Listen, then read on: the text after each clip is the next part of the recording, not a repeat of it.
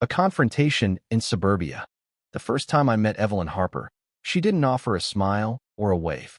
Instead, she stood on her pristine lawn, arms crossed, and said, "Some folks just don't know how to keep things quiet around here.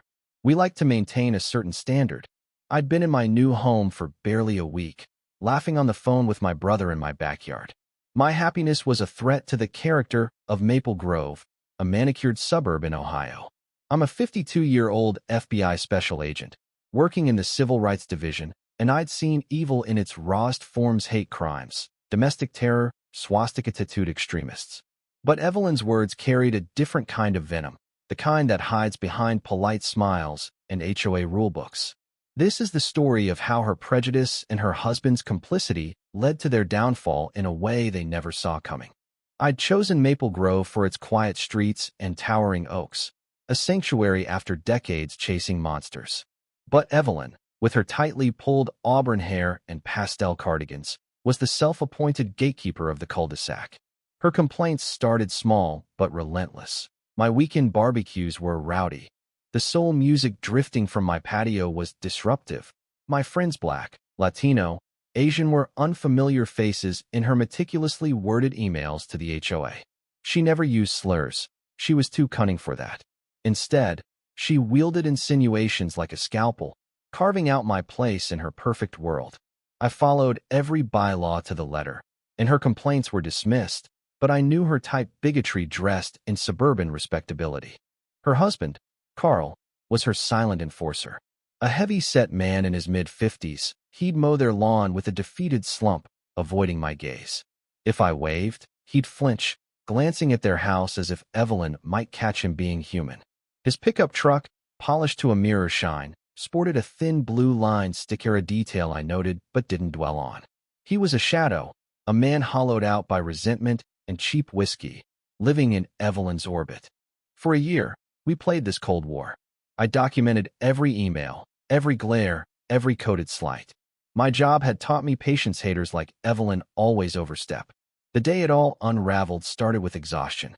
I'd just wrapped a grueling case in Kentucky, a church vandalism that left a community shaken. After 72 hours of surveillance and bitter coffee, I craved normalcy. I drove my Navy SUV to a gourmet market, splurging on fresh rigatoni, a ribeye, aged Gouda, asparagus, and a bottle of Merlot, a ritual to reclaim my humanity. The $110 total felt like a small victory. Driving home, the sunset painted the sky in fiery pinks.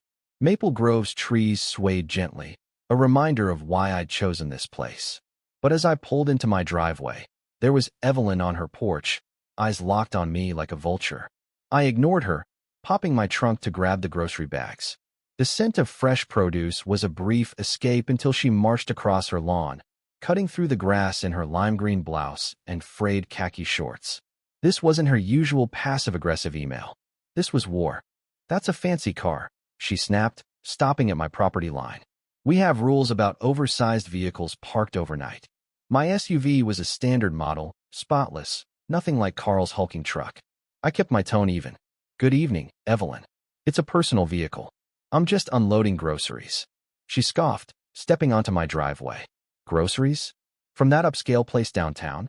People like you. Flashing money around it raises questions."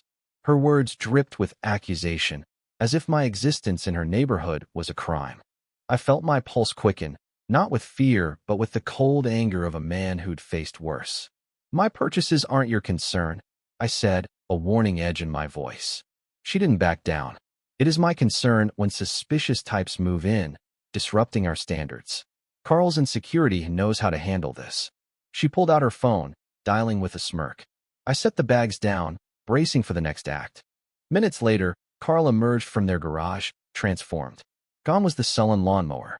He wore a cheap Navy uniform, complete with a fake badge, a duty belt, and a holstered pistol that looked disturbingly real. His boots gleamed, but the Eagle Shield patch on his sleeve didn't match any local agency. He strode toward me, chest puffed, voice booming. "What's the problem here?" Evelyn pointed. "He's trespassing, refusing to cooperate." "Trespassing on my property." I studied Carl's costume, letting silence stretch. "You're on my land," I said calmly. "I'm an officer responding to a complaint," he barked.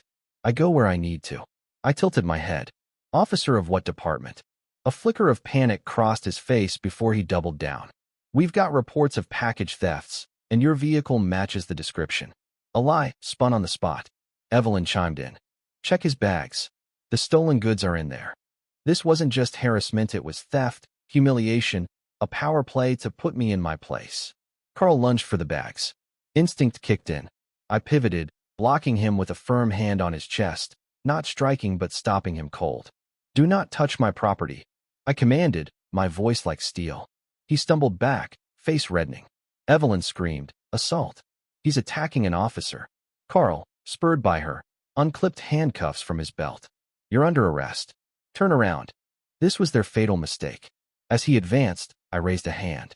You're committing felonies impersonating an officer, attempted theft, assault, false imprisonment.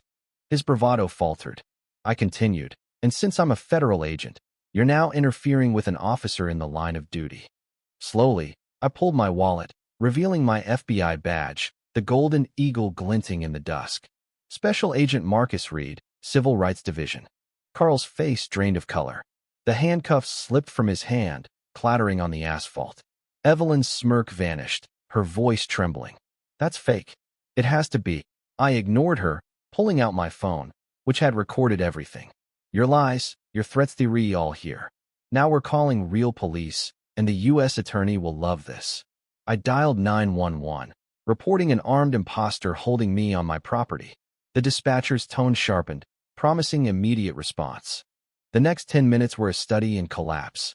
Carl stood frozen, staring at the handcuffs like they'd betrayed him. Evelyn babbled. It's a misunderstanding.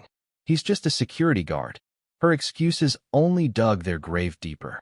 Sirens wailed, and 2 patrol cars screeched into the cul-de-sac, lights flashing.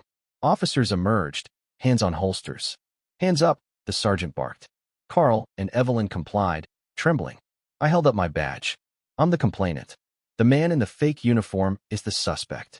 The sergeant's jaw tightened as I recounted the ordeal, handing over my phone. They cuffed Carl, confiscating his real .45 pistol, chilling detail. Evelyn was detained as an accessory. As they were read their rights, she shrieked. This is your fault, Marcus. You ruined our neighborhood. Her mask was off, her hatred laid bare. The aftermath was swift. Carl faced charges of impersonating an officer, assault with a deadly weapon, and false imprisonment. Evelyn was charged as an accessory and for filing a false report. Their bail was steep, forcing them to leverage their home. I didn't stop there. A call to a colleague in the FBI's white-collar unit revealed Carl wasn't just a mall guard, was head of security, tied to a string of electronics thefts. A search of their garage uncovered stolen laptops and cameras, adding grand larceny to his rap sheet. Evelyn's fall was just as stark. Public records showed she'd weaponized the HOA, fining minority families for minor infractions while sparing white neighbors. As a realtor, she'd steered clients away from undesirable buyers, violating fair housing laws. Her license was revoked, her HOA seat stripped. The U.S. attorney indicted Carl for interfering with a federal officer, and a grand jury applied the FACE Act for racial intimidation. Facing decades, Carl pleaded guilty, earning 10 years. Evelyn took a plea: 5 years probation, a hefty fine, and 1,000 hours at a diverse community center. 2 years later, I saw Evelyn at that center, wiping tables in a gray smock, her face a mask of resentment. She hadn't changed. When a Latino teen asked for help, she snapped. If you can't read the sign, you don't belong here. A volunteer intervened, but I'd seen enough. I filed a probation violation report, detailing her hostility. Her probation was revoked, landing her 90 days in jail and a new assignment picking up highway litter. Carl, denied parole, festered in prison, his hate undimmed. Maple Grove transformed. A new family DR. James Carter, his professor wife, and their kids moved into the Harper's old house. We co-hosted a block party, grills sizzling, kids of all races playing. The HOA, purged of Evelyn's influence, became fair. The neighborhood wasn't silent. Anna Maria, it was alive, vibrant, real. The Harpers didn't just lose their home or freedom, they lost their worldview. Their bigotry, not my badge, was their undoing. That night, as I grilled a ribeye, and sipped Merlot, the jazz playing softly, I felt peace. Justice wasn't just served, it was savored. What do you think about this story? Have you faced prejudice or injustice in your own life? Should people like the Harpers face harsher penalties, or is there a path to redemption? Share your thoughts in the comments below. Want to hear your perspective on confronting hate and violence in our communities.